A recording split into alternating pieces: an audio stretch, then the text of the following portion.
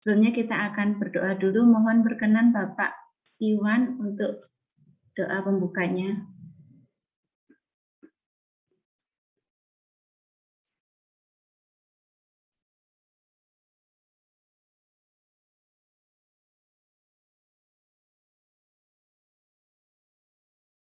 Amin.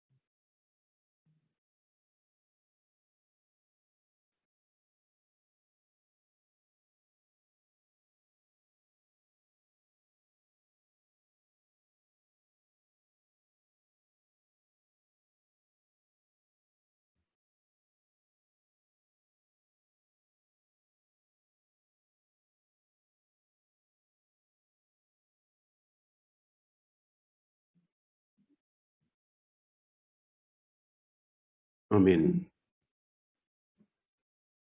Amin. Terima kasih Pak Iwan. Selanjutnya kita akan mendengarkan pengajaran dari Pastor Martin. Silakan Pak Pastor. Baik, saya siapkan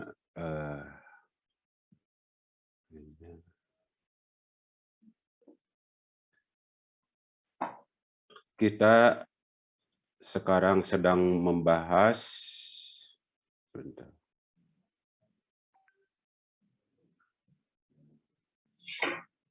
sakramen untuk pelayanan, persekutuan, dan perutusan. Ya, kita pada awal bab ini kita sudah memahami ada dua sakramen yang dimaksud sebagai pelayanan, persekutuan, dan perutusan adalah sakramen penahbisan dan sakramen perkawinan.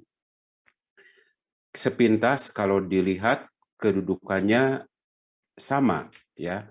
Seseorang diutus ya untuk hidup berkeluarga dan selanjutnya diutus untuk pelayanan melalui keluarga. Juga orang diutus untuk menjadi imam, maka melalui imamat itulah yang bersangkutan melayani. Ya. Kita masuk ke sakramen penahbisan di nomor 323. Waktu itu kita telah mendalami mengapa sakramen ini disebut dengan penahbisan. Kita sudah merujuk pada dasar-dasar biblis, terutama Perjanjian Lama, sudah kita dalami. Sekarang 324, di mana tempat sakramen penahbisan dalam rencana penyelamatan ilahi. Jadi posisi sakramen penahbisan dalam rencana penyelamatan ilahi itu bagaimana posisinya? Sakramen ini sudah dipralambangkan dalam Perjanjian Lama, dalam pelayanan para Lewi, dalam imamat Harun, dan dalam penetapan 70 penatua. Ya, saya kira 2 minggu atau seminggu yang lalu kita sudah mendengar bacaan ini, ya, yang dari bilangan ini. Pralambang ini mencapai pemenuhannya dalam diri Yesus Kristus yang melalui kurban salibnya merupakan satu pengantara antara Allah dan manusia. Imam besar menurut peraturan Melkisedek, imamat Kristus yang tunggal dihadirkan melalui imamat jabatan. Jadi konteksnya di sana Dengan kata lain secara ringkas, bahwa jabatan imamat atau sakramen penabisan ini merupakan rangkaian kelanjutan dari peristiwa penyelamatan karya Allah untuk menyelamatkan manusia. Di sini kan berpuncak pada peristiwa salib Yesus, dan dari peristiwa salib Yesus itu diteruskan sampai saat ini. Kompendium 324 bersumber dari Katekismus Gereja Katolik 1539 sampai 1546 dan 1590 sampai 1591. Kita lihat 1539. Umat terpilih dijadikan oleh Allah kerajaan imam dan bangsa yang kudus, dari Keluaran 19 ayat 6, atau bandingkan Yesaya 61 ayat 6. Tetapi dalam umat Israel itu Allah memilih satu dari kedua belah suku, yakni suku Lewi, dan memisahkannya untuk pelayanan liturgi. Allah sendiri adalah warisan orang Lewi. Imam-imam pertama perjanjian lama ditahbis dalam satu ritus khusus. Mereka ditetapkan bagi manusia dalam hubungan mereka dengan Allah, supaya mempersembahkan persembahan dan kurban karena dosa. Ibrani 5 ayat 1. Ya. Jadi di sini kita titik berangkatnya adalah Allah memilih suku Lewi. Ya. Dan mereka ini dipisahkan secara khusus, suku ini, untuk pelayanan liturgi. Sehingga di sini, ini mungkin agak rancu kalimatnya, ya, Allah sendiri adalah warisan orang Lewi. Ini maksudnya, ya, bahwa di sini kita memahami bagaimana dalam liturgi Allah itu menjadi sumber keselamatan. Ini kita pahami awalnya dari suku Lewi ini. Ya. Katekismus, oke. Saya lanjutkan. 1540, ya, 1540.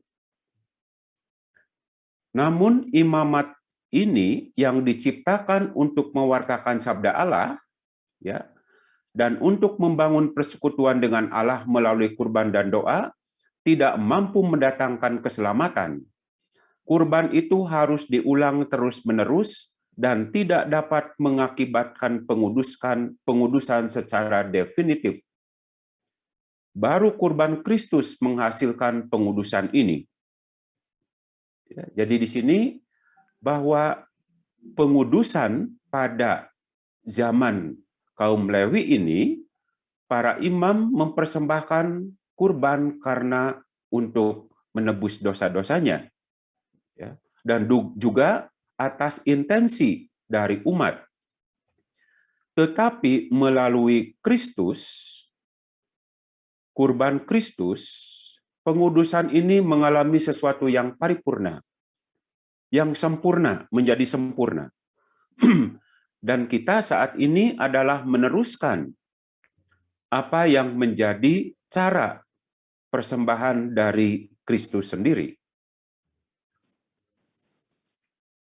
Katekismus 1540 merefer ke 2099. Sungguh layak membawakan kurban kepada Allah sebagai bukti penyembahan dan terima kasih, permohonan dan persekutuan dengan Dia. Kurban yang benar adalah setiap karya yang dikerjakan untuk mengikuti Allah dalam persekutuan kudus. Ini tulisan Agustinus. Saya lanjutkan 1541.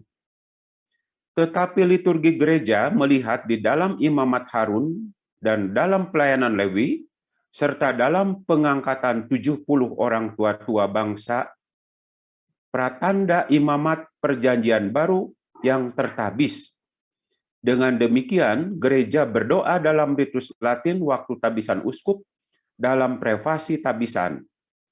Allah dan Bapa Tuhan kami Yesus Kristus, dengan sabda rahmat-Mu, Engkau telah memberi kepada gerejamu susunannya. Sejak awal Engkau telah memilih umat kudus, yakni anak-anak Abraham yang benar. Engkau telah memilih pemuka dan imam, dan tidak pernah membiarkan tempat kudus-Mu tanpa pelayan. Nah ini,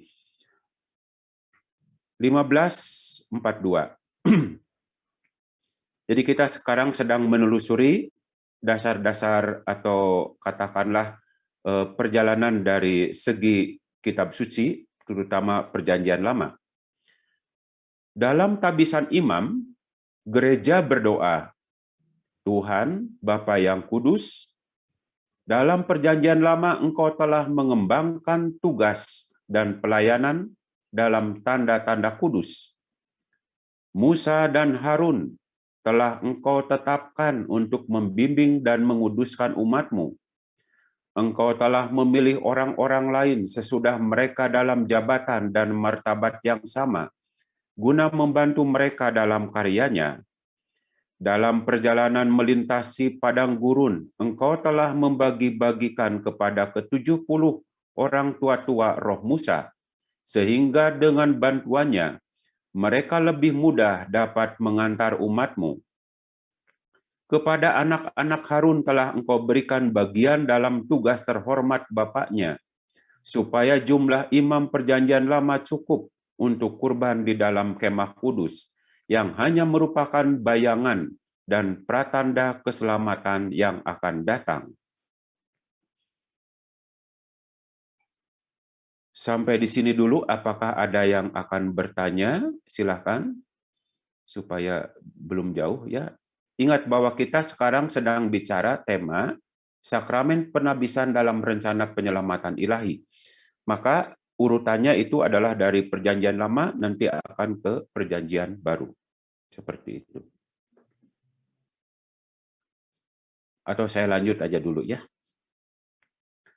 Sekarang 15, berapa ini? 4, 3 ya.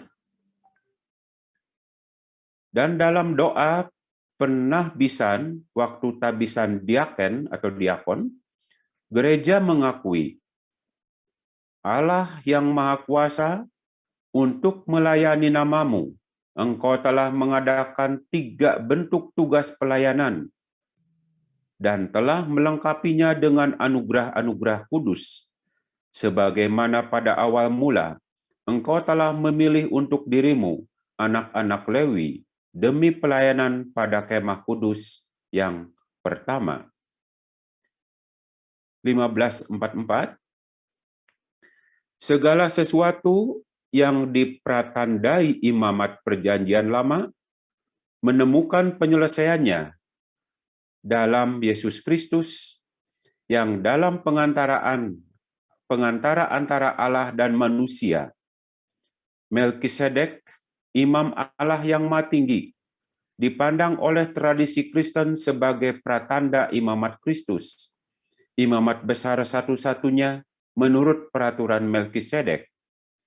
Kristus itu kudus tanpa salah, tanpa noda, dan oleh satu kurban saja, Ia telah menyempurnakan untuk selama-lamanya mereka yang Ia kuduskan, yaitu oleh kurban salibnya, satu kali untuk selamanya. Katekismus 1544 merefer ke 874. Kristus sendiri adalah pencetus jabatan di dalam gereja.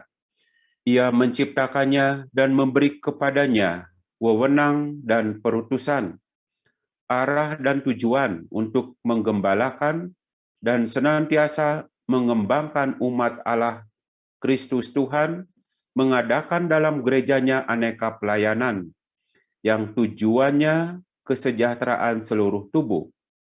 Sebab para pelayan yang mempunyai kekuasaan kudus melayani saudara-saudara mereka, supaya semua yang termasuk umat Allah mencapai keselamatan. 15:45. Kurban penebusan Kristus itu unik dan dilaksanakan satu kali untuk selama-lamanya. Walau demikian, ia hadir di dalam kurban Ekaristi gereja. Demikian pun berlaku untuk imamat Kristus yang satu-satunya. Ia dihadirkan oleh imamat jabatan, tanpa karenanya menghilangkan keunikan imamat Kristus. Dan karena itu, hanya Kristuslah imam yang benar, yang lain adalah pelayannya. Ini tulisan dari Thomas Aquinas. 1545 merefer ke 1376. Konsili Trente menyimpulkan iman Katolik dengan menjelaskan, karena Kristus penebus kita mengatakan bahwa apa yang ia persembahkan dalam rupa roti adalah benar-benar tubuhnya, maka di dalam gereja Allah selalu dipegang teguh keyakinan ini. Dan konsili suci ini menjelaskannya kembali.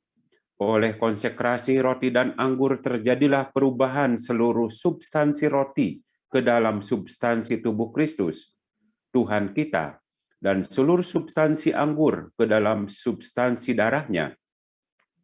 Perubahan ini oleh Gereja Katolik dinamakan secara tepat dan dalam arti yang sesungguhnya perubahan hakiki, transubstansiasi. 662. Dan aku, apabila aku ditinggikan dari bumi, aku akan menarik semua orang datang kepadaku. Ditinggikan pada salib berarti pula ditinggikan waktu kenaikan ke surga. Dan peninggian pada salib sekaligus memaklumkan kenaikan ke surga itu. Itulah permulaannya. Yesus Kristus Imam Tunggal, perjanjian baru dan abadi, bukan masuk ke dalam tempat kudus buatan tangan manusia, tetapi ke dalam surga sendiri untuk menghadap hadirat Allah guna kepentingan kita. Dalam surga Kristus melaksanakan imamatnya secara terus-menerus. Karena itu ia sanggup juga menyelamatkan dengan sempurna semua orang yang oleh dia datang kepada Allah. Sebab ia hidup senantiasa untuk menjadi pengantara mereka, sebagai imam besar untuk hal-hal baik yang akan datang. Ia adalah pusat dan selebran utama liturgi yang menghormati Bapa di surga. Saya akan baca aja semua dulu. 1546. Kristus Imam Agung dan pengantara satu-satunya telah membuat gerejanya menjadi satu kerajaan, menjadi imam-imam bagi Allah Bapaknya.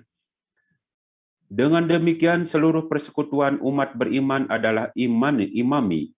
Orang beriman sebagai orang yang dibaptis melaksanakan imamatnya dengan cara bahwa setiap orang sesuai dengan panggilannya ikut serta dalam perutusan Kristus, imam, nabi, dan raja. Oleh sakramen pembaptisan dan penguatan orang beriman disucikan untuk menjadi imamat suci. 1628 ya, Katekismus 1546 merefer ke 1268. Orang yang sudah dibaptis menjadi batu hidup yang dipergunakan untuk membangun rumah rohani dan imamat kudus. Oleh pembaptisan, mereka mengambil bagian dalam imamat Kristus, dalam perutusannya sebagai nabi dan raja. Mereka adalah bangsa yang terpilih, imamat yang rajani, bangsa yang kudus, umat kepunyaan Allah sendiri, supaya mereka memberitakan perbuatan-perbuatan yang besar dari Dia, yang telah memanggil mereka keluar dari kegelapan kepada terangnya yang ajaib. Pembaptisan memberi bagian dalam imamat bersama umat beriman. 1590. Santo Paulus berkata kepada muridnya Timotius, "Kobarkanlah karunia Allah yang ada padamu, yang telah diberikan kepadamu oleh penumpangan tanganku atasmu." Orang yang menghendaki jabatan penilik jemaat menginginkan pekerjaan yang indah. Kepada Titus ia berkata, Aku telah meninggalkan engkau di Kreta dengan maksud ini, supaya engkau mengatur apa yang masih perlu diatur, dan supaya engkau menetapkan penatua-penatua di setiap kota, seperti yang telah kupesankan kepadamu. Yang terakhir, 1591, seluruh gereja adalah umat imami. Berkat pembaptisan, semua orang beriman mengambil bagian dalam imamat Kristus.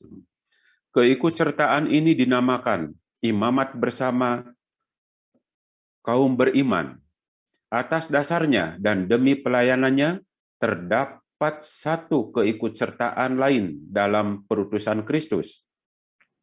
Perutusan pelayanan yang diterimakan melalui sakramen tabisan dan yang mempunyai tugas untuk mengabdi di tengah jemaat atas nama dan dalam pribadi Kristus.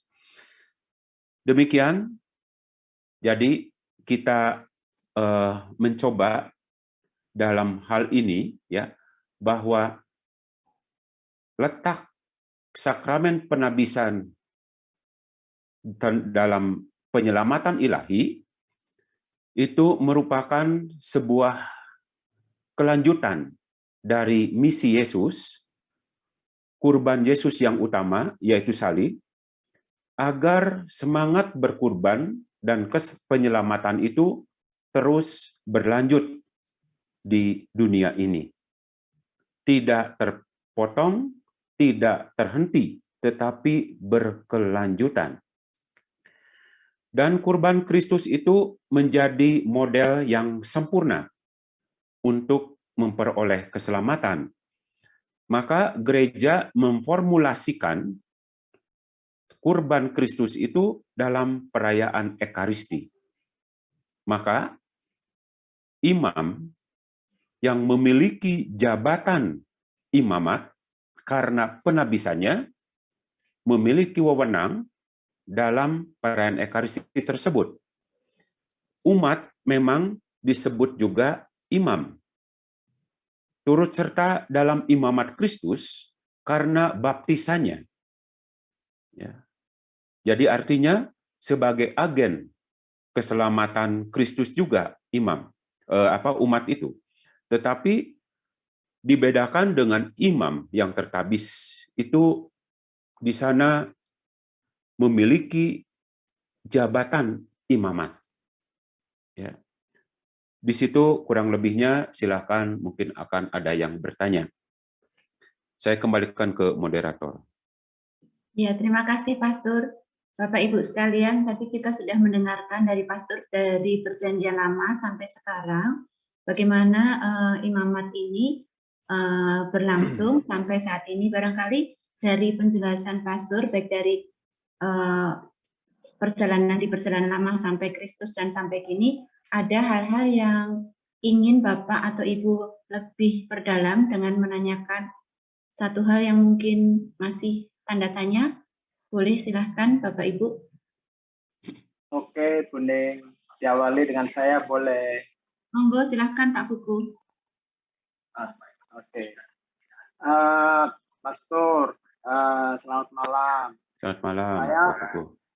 Saya mau menanyakan itu apa sih yang dimaksud Imam Melkisedek itu? Satu itu.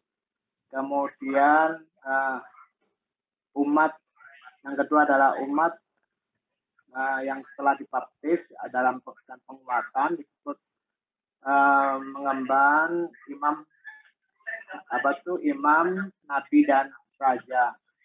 Apakah imam tabisan, maksudnya imam yang di sini itu bagaimana? Apakah yang disebut pentabisan atau bukan? Ya, karena kita kan bukan orang-orang yang ditabiskan.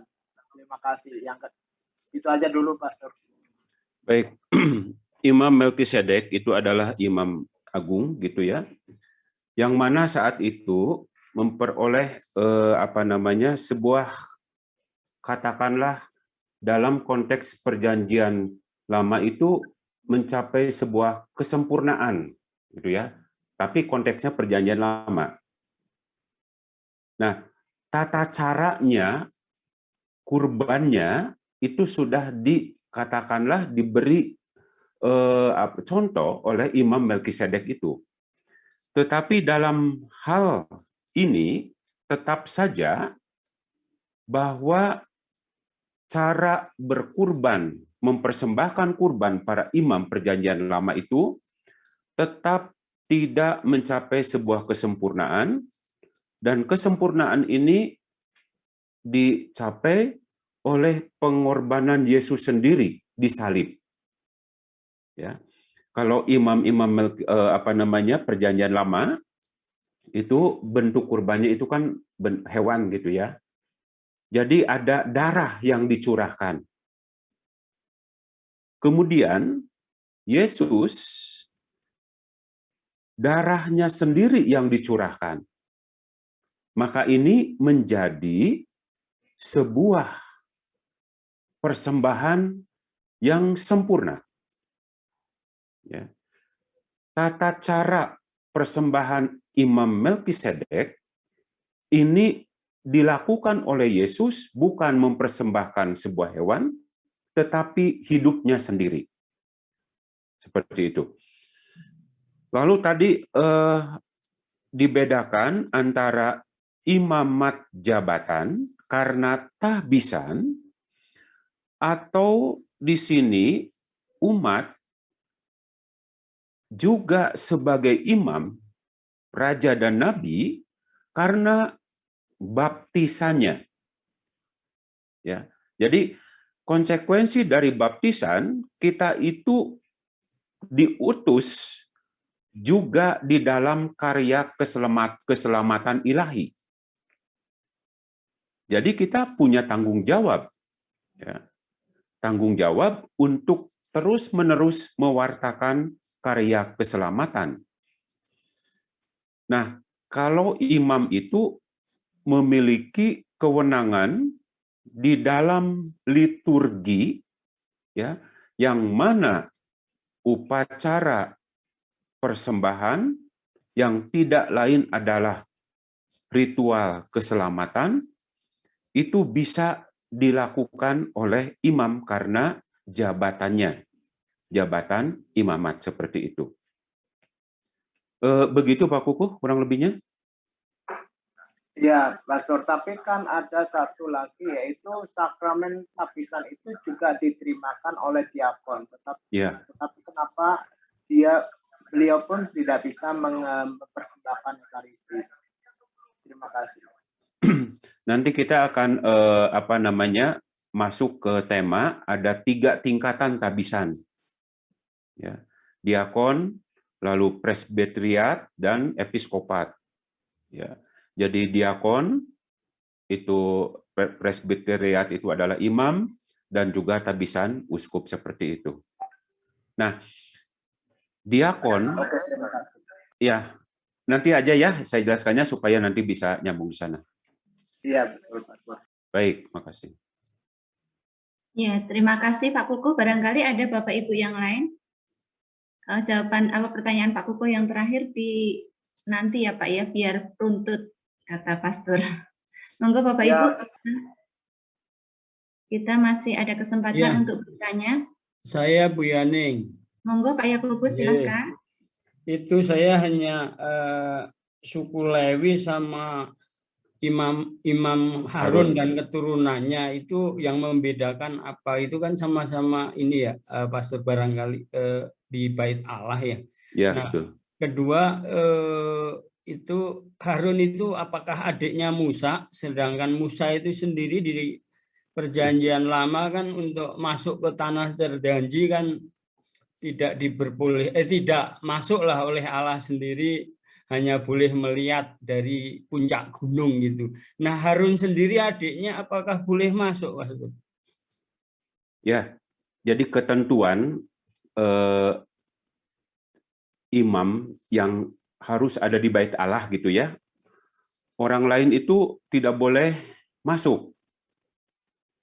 Ya, artinya secara tidak langsung, dalam tanda petik seperti tahbisan itu saat itu sudah ada modelnya gitu ya, hanya formatnya berbeda.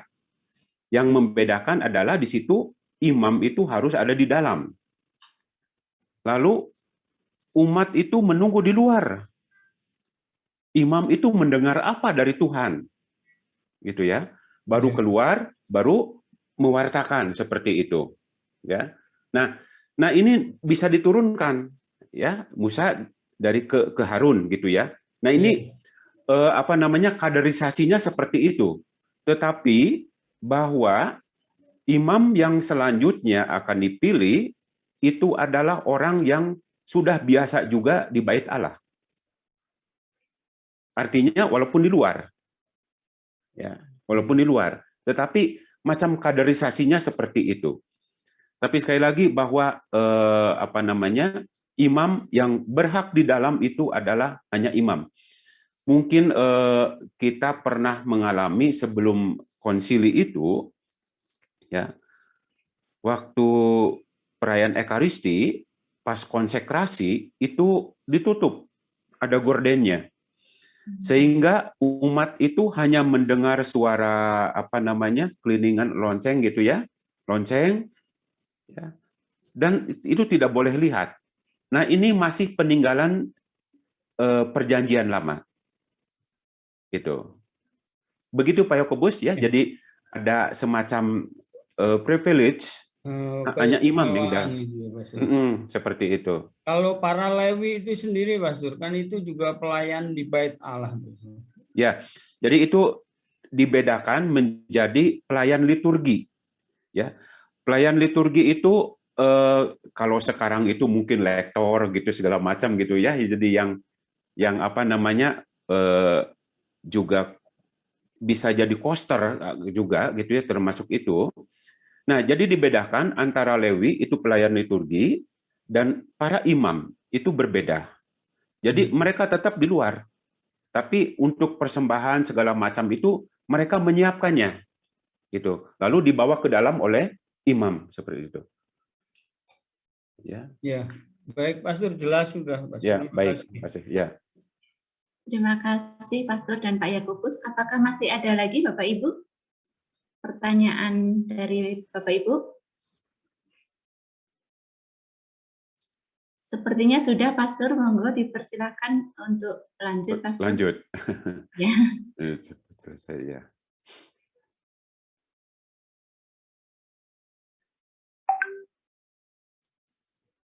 Tadi 324, sekarang 325 ya. 325.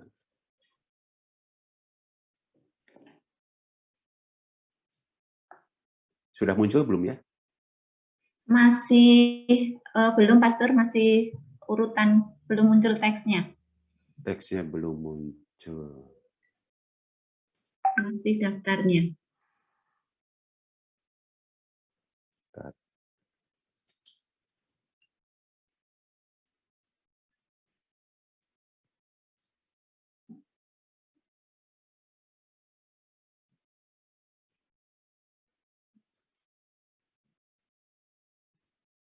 Nggak ada ya? Sudah, Pastor. Baik, ya.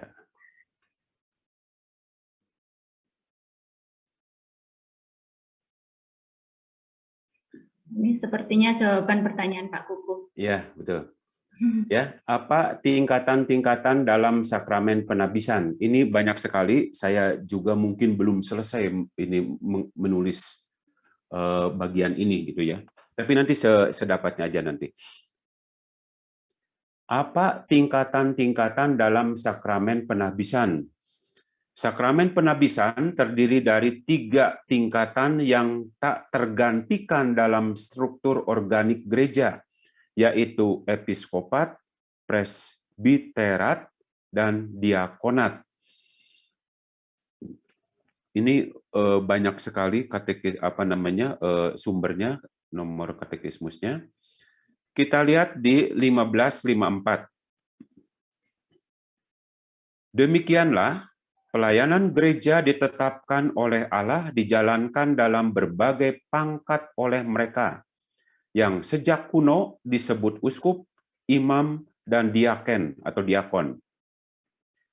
Ajaran iman Katolik yang dinyatakan dalam liturgi, dalam magisterium, dan dalam cara bertindak gereja yang berkesinambungan mengenal dua jenjang keikutsertaan dalam imamat Kristus, episkopat dan presbiteriat. Diakonat mempunyai tugas untuk membantu dan melayani mereka. Nah ini Pak Kukuh di sini gitu ya. Jadi letaknya di sini. Saya bacakan lagi. Ajaran iman Katolik yang dinyatakan dalam liturgi, dalam magisterium, dan dalam cara bertindak gereja yang berkesinambungan, mengenal dua jenjang keikutsertaan dalam imamat Kristus, episkopat, uskup, dan presbiteriat, imam. Nah, diakon mempunyai tugas untuk membantu dan melayani mereka. Nah ini, ya. Jadi kalau tadi merujuk ke Perjanjian Lama, ini episkopat dan presbiterat ini seperti Imam Harun, ya. Sementara diakon di sini seperti kaum Lewi yang membantu melayani, ya. Nah itu.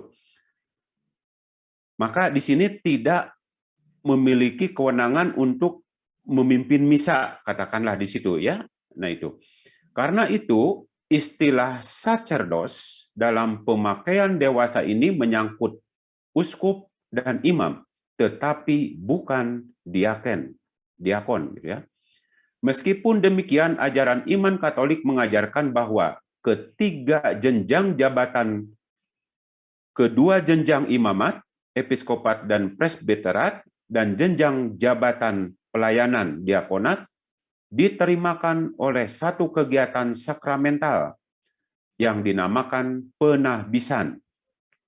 Artinya, melalui sakramen tahbisan, semua orang harus menghormati diaken seperti Yesus Kristus. Demikian pula uskup sebagai citra Bapa, tetapi para presbiter sebagai dewan Allah dan sebagai persekutuan para rasul. Tanpa mereka tidak ada gereja. Jadi, yang disebut gereja Katolik ini memang sejak dulu kala sudah terbentuk dalam sebuah organisasi yang demikian. Jadi kalau tidak ada imam lagi, ya tidak ada gereja Katolik lagi. Ya, nah seperti itu. Maka kita di sini diajak untuk semakin menyadari bahwa tenaga-tenaga imam, ya, uskup ini mutlak harus tetap ada supaya gereja tetap ada.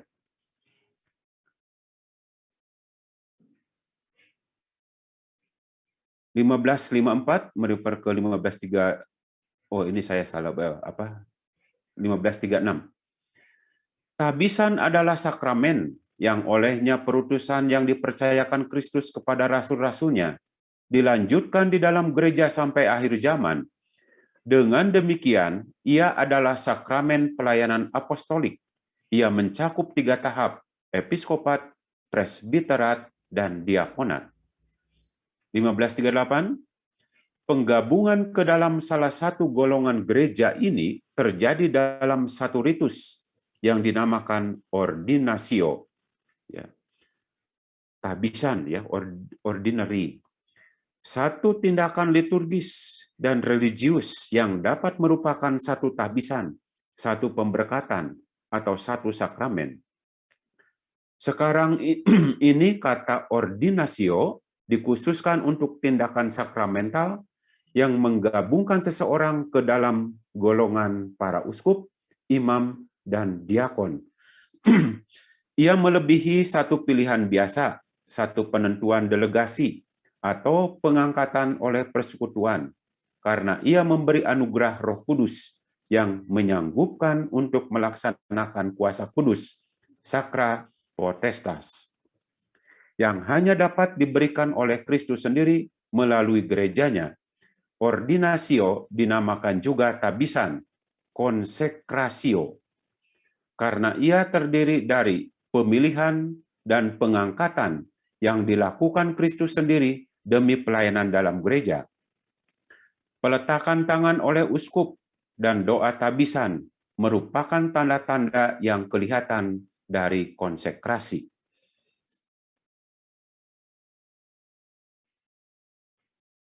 Poin ini tidak saya jabarkan karena ini sudah mengembangkan dari nomor utama, gitu ya.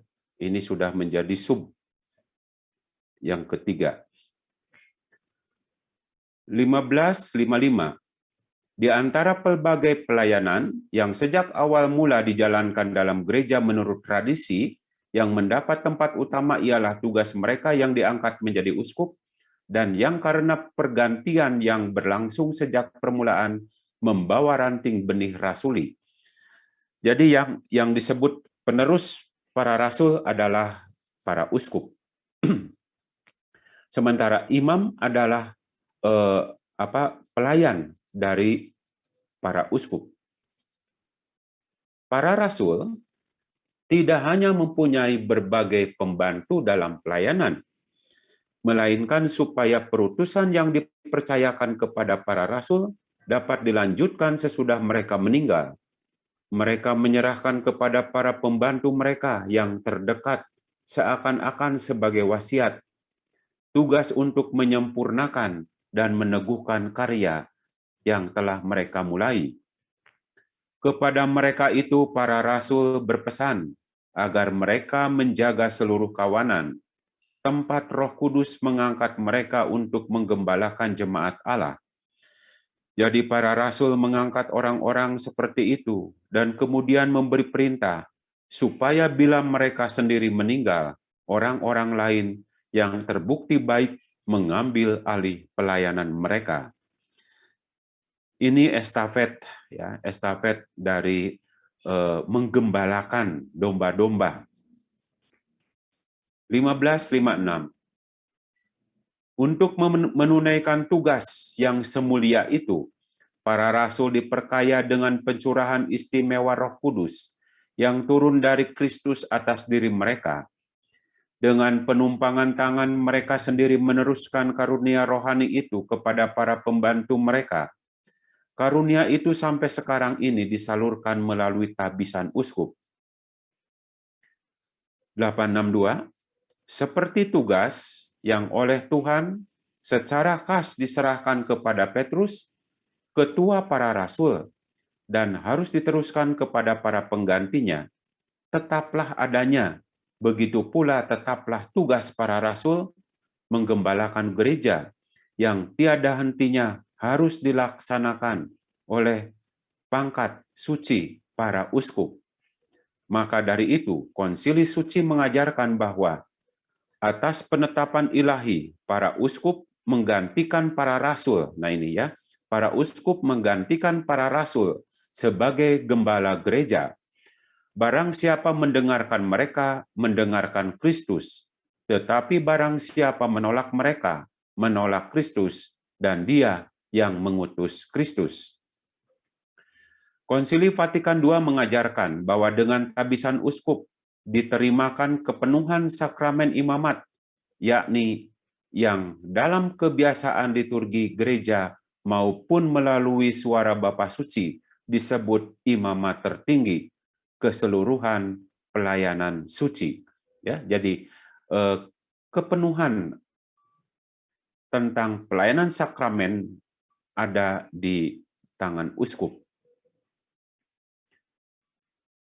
Tetapi bersama dengan tugas menguduskan, tabisan uskup juga memberikan kewajiban mengajar dan memimpin. Jelaslah bahwa dengan penumpangan tangan dan dengan kata-kata tabisan, rahmat Roh Kudus diberikan dan meterai suci diucapkan sedemikian rupa, sehingga para uskup atas cara yang luhur dan tampak menjalankan peranan Kristus, guru, gembala, dan imam agung sendiri, dan bertindak dalam pribadi beliau, in ius persona agan.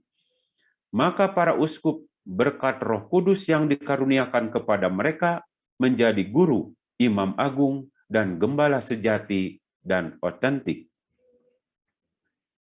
Kuasa yang mereka jalankan sendiri atas nama Kristus itu bersifat pribadi, biasa, dan langsung, walaupun penggunaannya akhirnya diatur oleh kewajiban tertinggi gereja. Tetapi para uskup tidak boleh dianggap sebagai wakil paus yang wewenangnya yang biasa dan langsung untuk seluruh gereja, tidak menghapuskan wewenang mereka sendiri, tetapi sebaliknya menguatkan dan melindunginya. Namun wewenang mereka harus dilaksanakan dalam persekutuan dengan seluruh gereja di bawah pimpinan paus. 3 sakramen, pembaptisan, penguatan, dan tabisan, sebagai tambahan pada rahmat, memberi satu meterai sakramental. Satu meterai yang olehnya warga Kristen mengambil bagian dalam imamat Kristus dan terhitung dalam golongan dan fungsi yang berbeda-beda. Keserupaan dengan Kristus dan gereja yang dihasilkan oleh Roh itu tidak terhapus. Ia tinggal dalam warga Kristen untuk selama-lamanya sebagai kepekaan untuk rahmat, sebagai janji dan jaminan perlindungan ilahi, dan sebagai panggilan kepada ibadat dan pelayanan gereja. Sebagai akibatnya, sakramen-sakramen itu tidak boleh diulangi.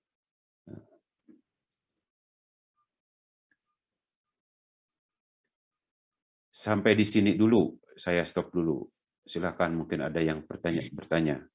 Ya, terima kasih Pastor. Bapak Ibu, di 325 ini tadi Pastor menjelaskan tentang tingkatan-tingkatan dalam sakramen penapisan.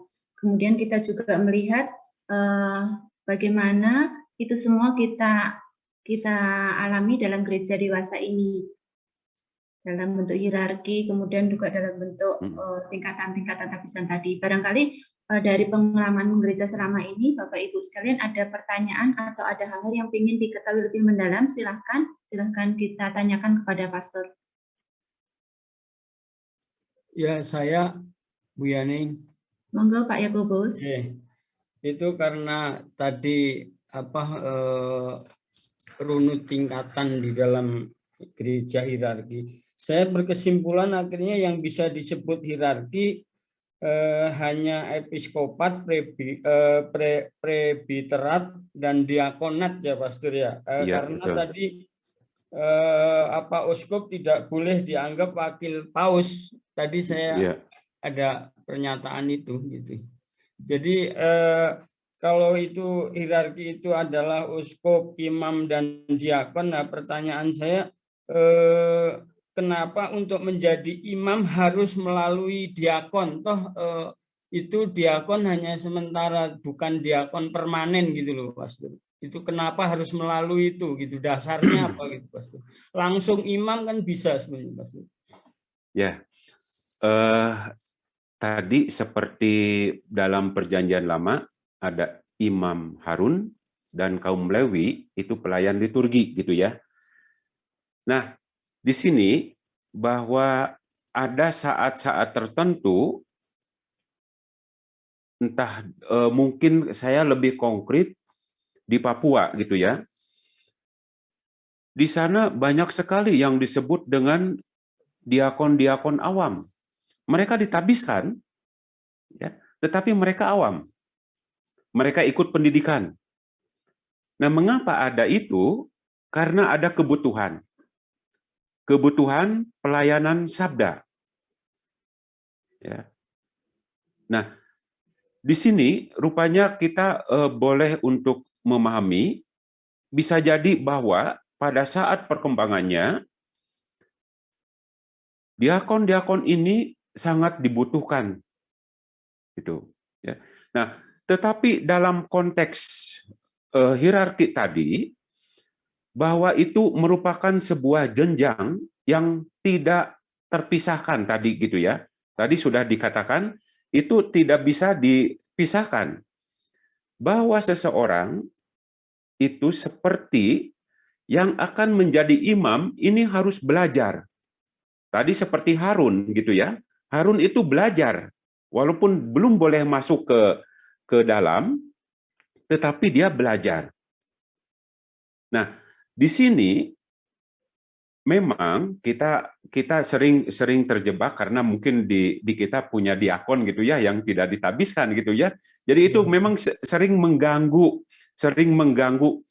pemahaman-pemahaman bahwa dari diakon itu memang seharusnya tabisan imam. Itu ya. Tetapi karena ada sesuatu hal, bisa saja orang tidak ditabiskan. Seperti itu. Itu kan Pak, jadi kami itu ada yang disebut tahun diakonat. Tahun diakonat ini itu dinilai apakah nanti ini layak untuk menjadi imam, untuk menerima tabisan imamat seperti itu. Tetapi lain soalnya ya dengan seperti saya tadi cerita di Papua. Memang orang memilih untuk menjadi diakon karena kebutuhan pelayanan yang cukup banyak. Apalagi Papua itu terpencar-pencar sana-sini. Imam itu tidak akan bisa menangani semua. Ya. Ada istilah di sana itu yang disebut dengan kalau kita kan ada pastor paroki, di sana itu seorang suster pun disebut bisa menjadi kepala paroki gitu. Ya. Karena situasinya memang demikian adanya gitu ya. Nah itu. Tapi sekali lagi bahwa jenjang tadi, tabisan itu harus dilalui karena di sini sebagai sebuah persiapan. Orang itu harus mulai akrab dulu dengan altar.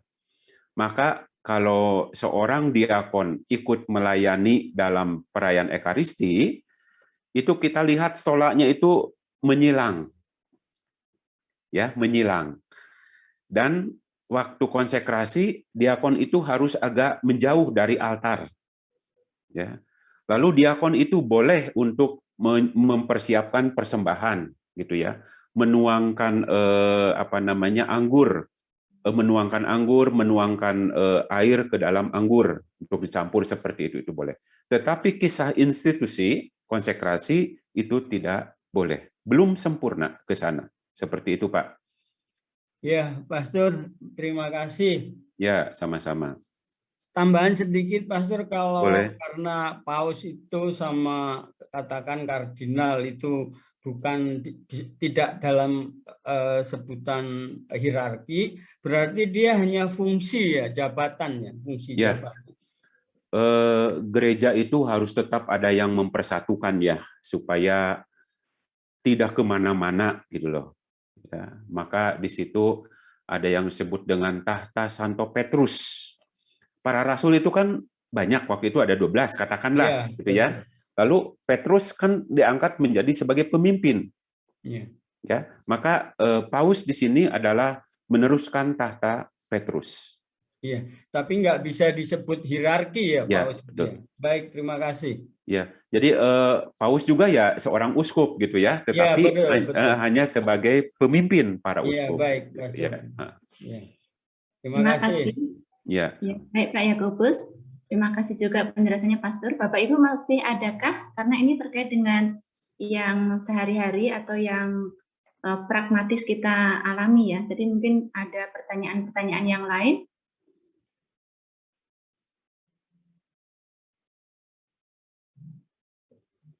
Mungkin sedikit juga Pastor dari saya mau mengkonfirmasi. Kalau tadi Pastor mengatakan diakon tadi, pernah juga saya dengar ada biarawan yang kemudian ditahbiskan menjadi imam. Itu apakah juga karena kebutuhan ya Pastor? Saya adalah biarawan dan juga imam. Ya. Jadi ada tarekat-tarekat, misalnya OSC aja yang paling jelas gitu ya. Itu tarekat imam. Ya. Jadi selain sebagai biarawan, tetapi juga bisa menjadi imam. Tetapi juga ada biarawan yang biarawan murni. Misalnya menjadi bruder. Seperti itu. Ya. Seperti di terapis, itu memang ada kebutuhan lokal. Ya. Walaupun pertama-tama bukan tujuannya menjadi imam, tetapi di situ harus diangkat ada orang yang menjadi imam. Maka ada beberapa biarawan terapis yang biasanya dipilih, dipersiapkan untuk menjadi seorang imam. Untuk memenuhi kebutuhan pelayanan sakramen Ekaristi di dalam biara. karena para terapis kan tidak boleh keluar, gitu ya. Nah itu dengan demikian memang butuh ada imam di dalam, seperti itu. Jadi memang benar ada konteksnya adalah ada kebutuhan seperti itu. Begitu Bu Yani. Makasih Pastor. Ya. Bapak Ibu masih adakah? Boleh kalau nggak ada yang. Oh, siapa itu? Monggo Pak Ignatius Setiawan. Mangga.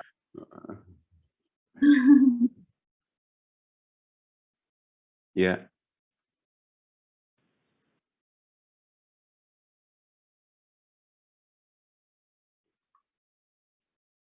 Ya, betul. Ya.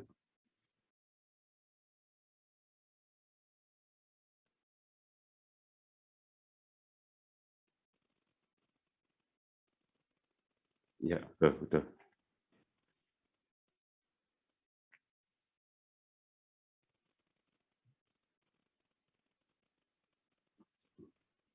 Ya, betul.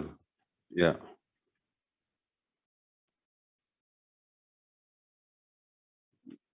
Talib, ya.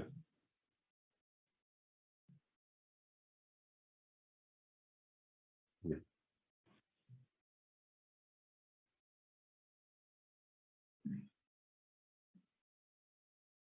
Betul.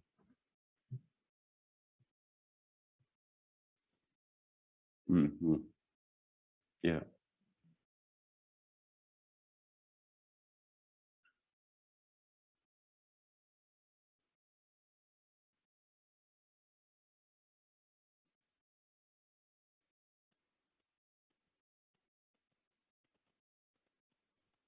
Ya, baik. Terima kasih Pak Iwan. Jadi tadi disebut kurban yang sempurna karena Yesus itu mengorbankan dirinya sendiri seperti itu, gitu ya. Jadi kalau imam sebelumnya Perjanjian Lama adalah bagaimana jika ada orang mengintensikan untuk sebuah rekonsiliasi, maka mempersembahkan kurban. Ya. Nah, jadi Yesus disebut Imam Agung yang paripurna dan sempurna karena bukan sebuah persembahan wujud barang ataupun hewan, tetapi dirinya sendiri. Maka disitulah yang disebut dengan kesempurnaan. Maka di sini ekaristi, ya, ekaristi itu kita hadir dalam peristiwa yang nyata, peristiwa keselamatan. Maka dalam ekaristi itu terus-menerus ya, kita bersama hadir untuk menimba kekuatan. Maka di sini sangat penting untuk dipahami bahwa iman kekatolikan itu harus ditandai dengan menerima tubuh Kristus. Ya. Nah itu. Jadi ini menjadi nyata kehadiran kita, lalu juga kita menerima tubuh Kristus, itu dengan sendirinya bahwa kita ada di dalam peristiwa keselamatan Kristus itu sendiri. Begitu Pak Iwan, terima kasih tadi sudah merunutkan, itu memang benar, gitu ya. Saya hanya mempertegas seperti itu. Ya. Terima kasih Pak Iwan dan Pastor. Berikutnya apakah masih ada tadi Pak Kukuh? Sudah jam 8. Oh, satu lagi. Sudah jam 8 Pak Kukuh? Atau mau gimana Pastor? Ya silakan Pak Kukuh, nanti ini silakan. Nanti saya nangis. Ya, teruskan sendiri. Ini Pastor tentang itu imam yang sebagai pada saat merayakan sakramennya dia disebut dengan in persona Christi et in persona ecclesia, itu Pastor. Jadi lebih nyamannya Pastor menjelaskan kepada kami supaya lebih jelas lagi kita sebagai umat awam. Terima kasih. In persona Christi, ya. Nah, imam dalam keadaan apapun, ya, saat merayakan Ekaristi, terutama konsekrasi, itu tidak bisa dipengaruhi oleh keberadaannya. Ya. Nah, saya sering memberi contoh seperti ini gitu ya. Mungkin karena di Papua itu para imam pun terbiasa mabok gitu ya. Minum-minum gitu ya. Itu sudah menjadi suatu kebiasaan. Sehingga ketika misa paginya itu dia selesai konsekrasi dia jatuh pingsan gitu ya. Orang bilang wah itu pastornya sakit gitu ya. Tapi kosternya bilang itu mabok sebenarnya gitu ya. Nah, lalu orang bertanya itu sah atau tidak gitu. Ya.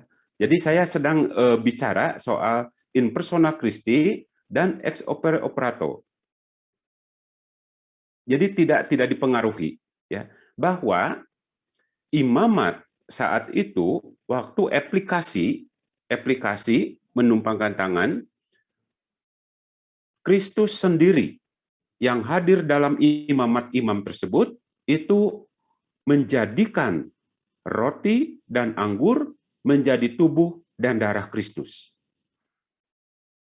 Ya, itu yang dimaksud dengan in persona Christi, bahwa imam saat di altar itu merupakan tanda kehadiran dari Kristus sendiri.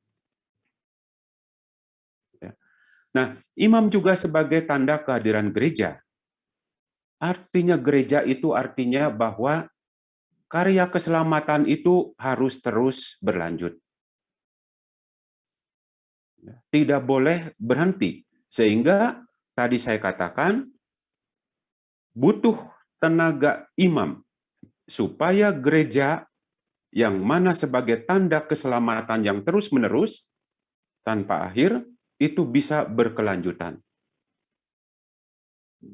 Ya, dengan demikian ya kita mulai berpikir ya sebaiknya bahwa selalu ada upaya untuk mencari calon-calon imam. Ya, akhirnya ke sana Pak Kukuh ya. Terima kasih pertanyaannya, tetapi saya arahkan ke sana gitu ya, bahwa kita mencoba untuk ya siapa tahu ada ponakan atau anak tetangga gitu ya, ya terserah gitu ya. Seperti itu ya, udah cukup ya. Ya, terima kasih Pastor. Bapak Ibu, terima kasih atas kebersamaan malam hari ini.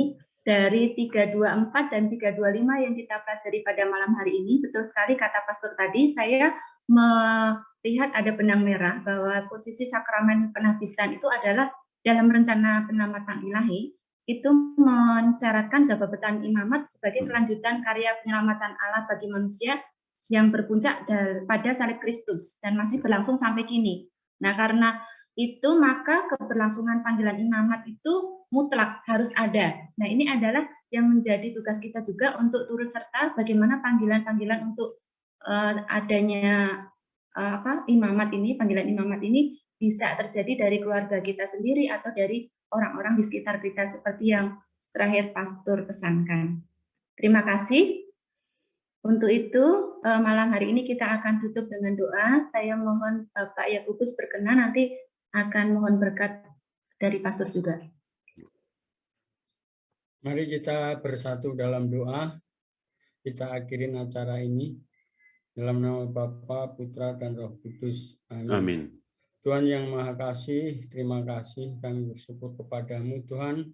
Pada malam hari ini kami putra-putrimu telah selesai mengikuti katekese tentang katekismus Gereja Katolik, di mana Pastor Sumadi yang mengembalakan dan memimpin dalam acara ini.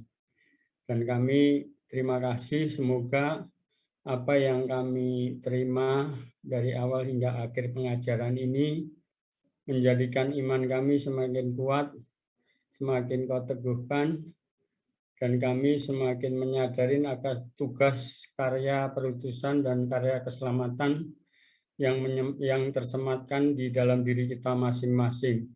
Semoga kita semakin dapat hidup menggereja melalui panggilan kita masing-masing, melalui talenta kita masing-masing. Semoga kita semakin tergerak untuk terus keberlangsungan hidup menggereja, sehingga gereja terus karya keselamatan berlangsung sampai akhir zaman.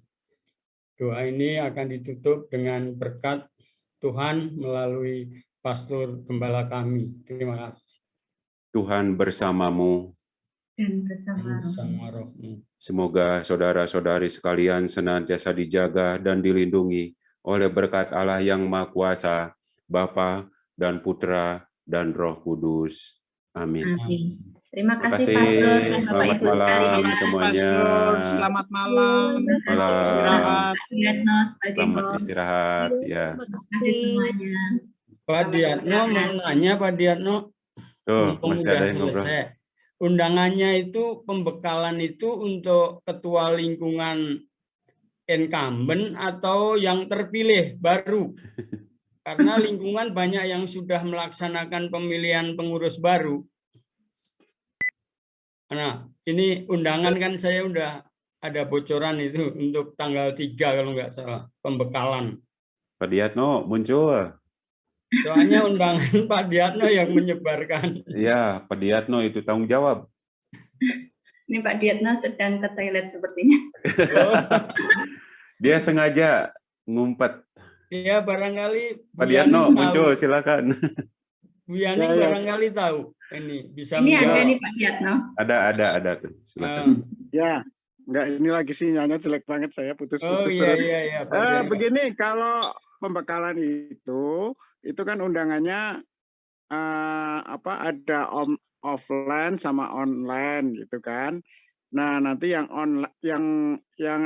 offline yang di gereja itu karena ini masih pandemi jadi terbatas untuk DPH dan ketua dan wakil ketua bidang. Nah, nanti yang di anggota bidang itu nanti dan yang lainnya ya. Jadi ketua lingkungan dan wakil ketua lingkungan nanti pakai Zoom. Jadi nanti online pakai Zoom. Ya. Terus itu ya tentunya kan pengurus 2021-2024 jadi yang pengurus baru yang dibekali lagi gitu. Tentunya begitu Pak Yakobus. Jadi memang pengurus baru yang dibekali. Kalau pengurus lama kan dulu udah ada pembekalan. Ya. Jadi karena undangan tidak implisit ada itu ketua lingkungan baru, tidak begitu. Jadi ragu-ragu. Oh, belum. Besok kalau ketua lingkungan baru besok mau kita sebar. Jadi ini saya yang bidang dulu. Karena memang bocoran. Ya. Kalau ketua lingkungan besok. Kalau itu tadi ketua bidang dan wakilnya itu kalau wilayah gimana? Ya. Lingkungan. Enggak, wilayah. Maksudnya Pak Diatno. Jelas. Lingkungan itu ikut Zoom. Ikut Zoom. Ya. Linknya besok Pak. Oh, itu untuk iya. Berarti saya hanya bocorannya kurang ini tadi baru yang bidang dulu. Ini tadi baru bidang dulu. Ketua lingkungan besok. Ya baik. Jadi ya, gitu wilayah ya. Ya baik. Terima kasih. Terima kasih. Selamat istirahat, Pastor dan Bapak Ibu. Selamat istirahat semua. Mari semua. Terima kasih, Pastor. Yuk.